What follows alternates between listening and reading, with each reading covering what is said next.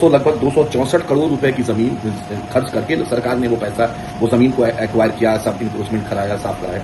अभी जग्गी फाउंडेशन जो है, ईशा फाउंडेशन, जो जग्गी साहब आप जानते हैं, एक गुरु है, चर्चित चेहरा है, उनको 1 रुपए के मूल्य से 99 साल के लिए 15 एकड़ जमीन दे दी गई, 1 रुपए के मूल्य से। देखिए, बिहार के करोड़ों की जमीन तमाम उद्योगपति है उनको मात्र 1 रुपए में दिया जा रहा है।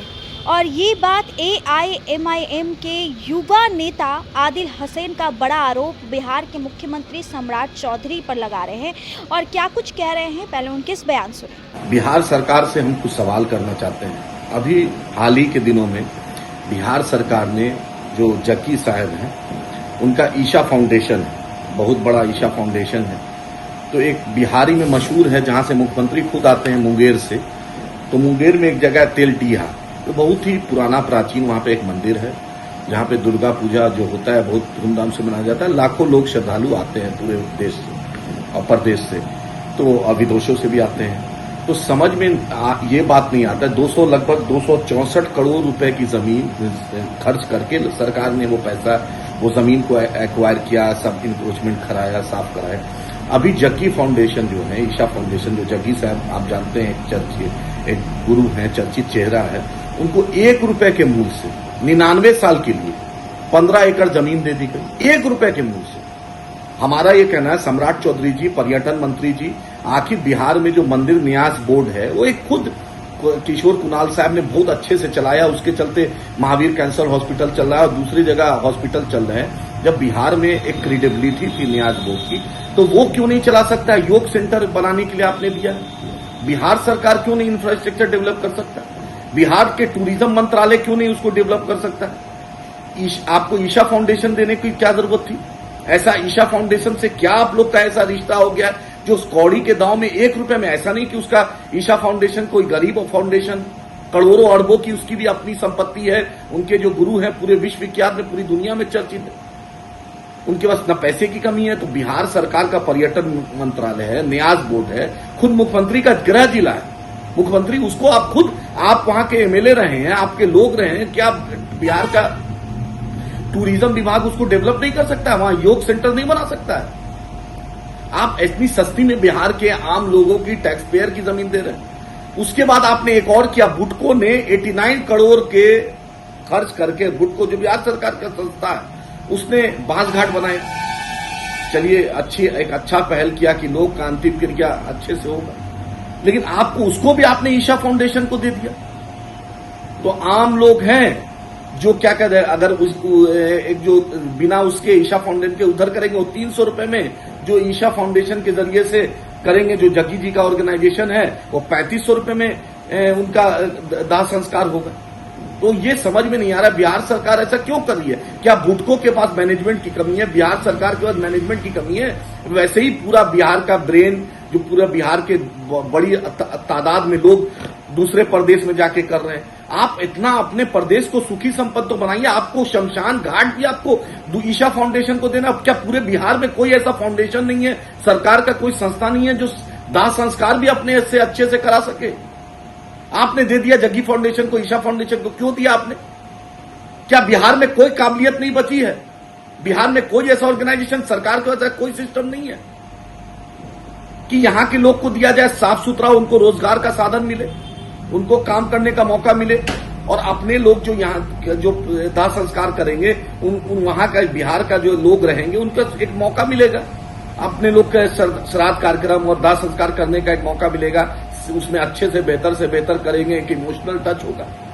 तो मैं माननीय मुख्यमंत्री सम्राट जी से डायरेक्ट आपसे सवाल करना चाहता हूं कि आखिर इसमें भी आप जवाब दीजिए और उसमें भी दीजिए कि आपका गृह जिला है, इतना प्राचीन मंदिर है वहां पर, तेलडीहा एक चर्चित चेहरा। अब हिंदुस्तान के बड़े बड़े जर्नलिस्ट ने इस सवाल को उठाया कि आप ईशा फाउंडेशन से ऐसी क्या मोहब्बत हो गई है पर्यटन मंत्री को, माननीय मुख्यमंत्री को, या बिहार सरकार को? इससे पहले आपने देखा है कि दीपक वर्मा जी जो IAS हैं, प्रिंसिपल सेक्रेटरी तो नीतीश कुमार थे, उनकी बेटी को भी आपने दिया था फाइनेंस मिनिस्ट्री से, उनको दिया था पैसा, उनको ग्लोबल वार्मिंग के नाम पर बिना टेंडर के आपने दिया था।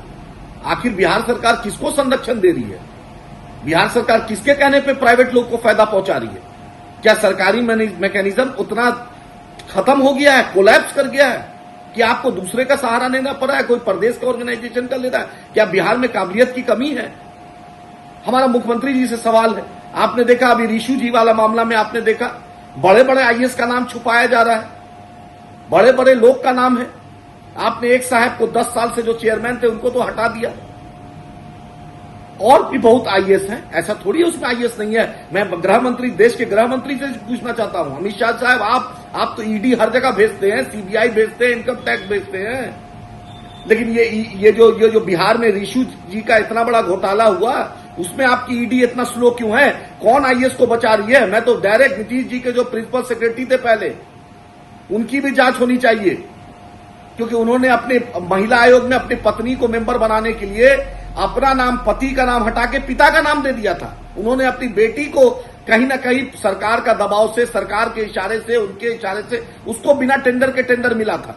दीपक प्रसाद जो है, अभी बिहार के 3-4 आईएएस को बचाया जा रहा है। क्यों बचाया जाएगा किसी आईएएस को? चीफ सेक्रेटरी जेल जा सकते हैं, क्या कहते हैं, डीजीपी जेल जा सकते हैं। बिहार के चीफ सेक्रेटरी सुब्रमण्यम साहब थे, उन पर सवाल उठ सकता है। तो ये आईएएस को कौन बचा रही है? कौन ऐसा ईडी का ऑफिसर बचा रहा है? या अमित शाह जी किससे छत्रो छाया में पहुंच रहा है? क्या इन लोगों ने बीजेपी को चंदा दिया है? क्या बीजेपी को पैसा पहुंचाया इन लोगों ने? वही बीएसईबी से, बिहार स्टेट एजुकेशन बोर्ड के रद्दी के आंसर शीट के बेचने से वो आदमी करोड़पति अरबपति हुआ। आईएएस लोग का पोस्टिंग कराता था, आईएएस लोग का ट्रांसफर कराता था, सीनियर ब्यूरोक्रेट का, बिहार स्टेट एडमिनिस्ट्रेटिव सर्विस के लोग का टेंडर में इंजीनियर को मैनेज करता था। और आप बड़े बड़े मछली का नाम काट रहे हैं, वो डायरेक्ट किसका रिश्तेदार है? ये हमारा सवाल है। लीडर ऑपोजिशन तेजस्वी जी से भी हमारा सवाल है कि आप भी इस मुद्दे पर उठाइए। कांग्रेस पार्टी से भी सवाल है कि भ्रष्टाचार के मामले पे आप लोग उतना मुखर नहीं हो पाते।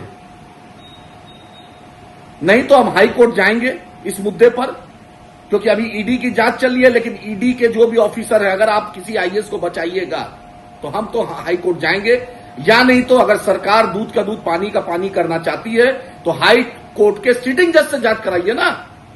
जब 2G में हो सकता है, उस स्पेक्ट्रम घोटाला में हो सकता है, दूसरे मुद्दे पर हो सकता है, तो ये रिशु वाला मामले में क्यों नहीं बिहार सरकार इसको हाई कोर्ट के सिटिंग जज से जांच करा रही है?